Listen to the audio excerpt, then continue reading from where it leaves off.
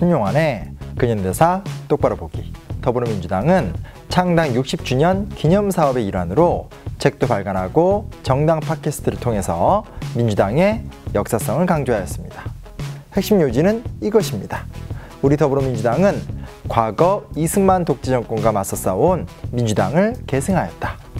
우리 더불어민주당은 이후 신민당 등으로 변화 발전한 대한민국 70년사를 가로질러온 정통야당이다. 틀린 말은 아닙니다.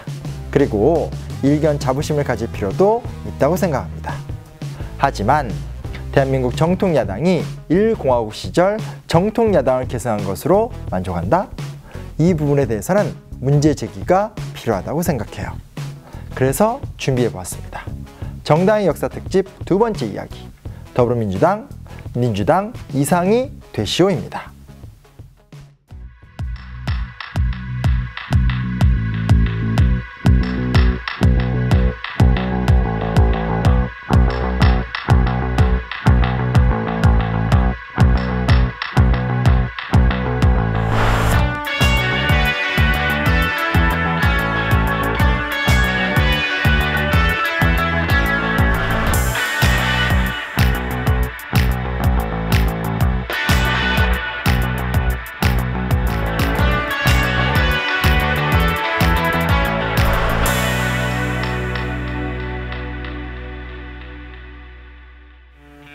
민주당은 김영삼과 김대중이라는 한국 야당사의 거목을 배출한 정당입니다.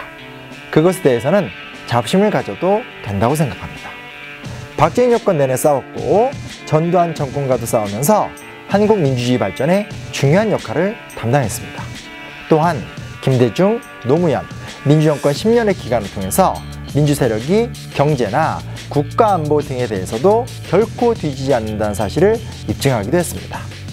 하지만 분명히 짚고 넘어가야 할 부분이 있습니다. 우선 민주당은 본인들이 주장하듯 한국민주당, 줄여서 한민당을 계승한 정당입니다. 한민당은 송진우, 김성수, 장덕수 등 동아일보 계열을 비롯하여 주로 국내의 자본가나 지주들이 중심이 되어 결성된 정당입니다.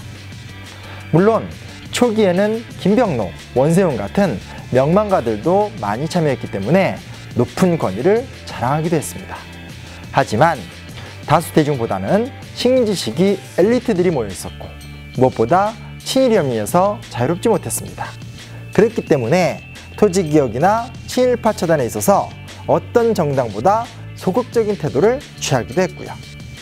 결국 1948년 정부가 수립될 당시에는 김구, 김규식 같은 양심적 민족주의 세력과 결별하였고 이승만, 한민당, 친일파가 중심이 된 반공우익의 중심 세력이 되기도 합니다.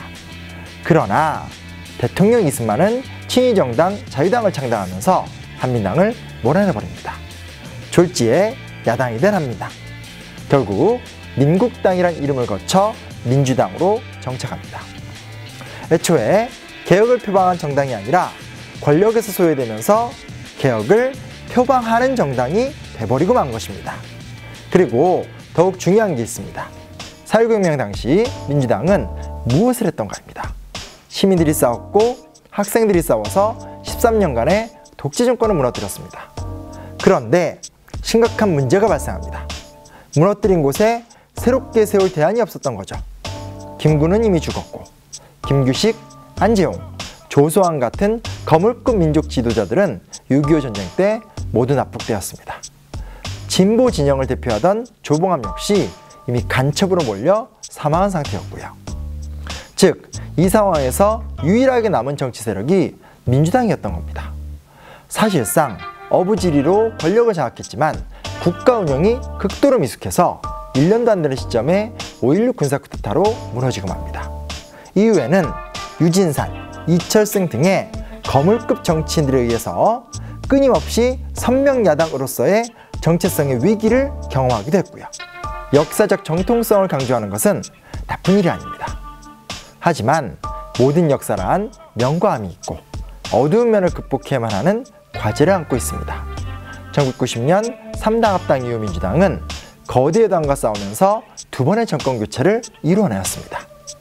김대중 대통령은 외환위기를 극복했고 노무현 대통령은 여전히 강력한 정치적 영향력을 행사하고 있습니다. 더불어민주당, 과거 민주당의 역사를 넘어 훌쩍 뛰어넘는 정당이 되길 기대해 봅니다.